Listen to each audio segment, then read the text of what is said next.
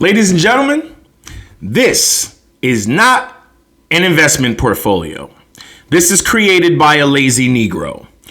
Ladies and gentlemen, this is not an investment portfolio. This was once again, in my opinion, created by a lazy Negro. Let me get into what I'm talking about. Can't they and their underwriters be punished for false and misleading statements? Yes to all these questions, and yes, the SEC was there, but by law, it had to stand by quietly. As long as a company has prepared and distributed to investors an adequate prospectus, the SEC can do nothing to save buyers from themselves. For example, many of the prospectuses of the period contain the following type of warning in bold letters on the cover. Warning: this company has no assets or earnings and will be unable to pay dividends in the foreseeable future. The shares are highly risky. But just as the warnings on packs of cigarettes do not prevent many people from smoking, so the warning that this investment may be dangerous to your wealth cannot block a speculator from forking over his money, if he is hell-bent on doing so. The SEC can warn a fool, but it cannot prevent him from parting with his money. And the buyers of new issues were so convinced the stocks would rise in price, no matter what the company's assets or past record, that the underwriter's problem was not how he could sell the shares, but how to allocate them among the frenzied purchasers. Now, ladies and gentlemen, that book was written by Burton G. Macchio. He's still alive. He's an economist. Look at all the schools he went to. You remember I said I put my money where wealthy white people put their money and where wealthy people in general put their money? And I love when people say, you're dragging down the black community. You're supposed to be uplifting the black community. If I wanted to drag you down, I would sell you coffee, good people. I would sell you coffee and pump your classes, but I don't do that here. Now, when he wrote that book, did he say this was for white ears only? He wrote that book in 1973. I believe black folks were free in 1973. You could have consumed that book like I did. Did you see how he warned you?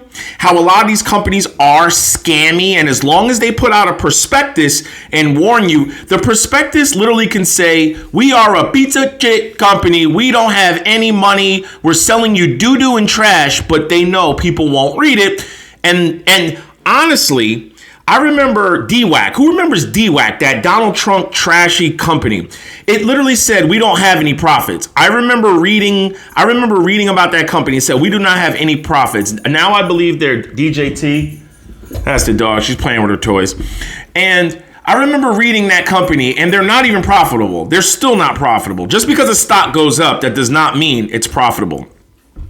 This is an example of a real investment portfolio. Screenshot it.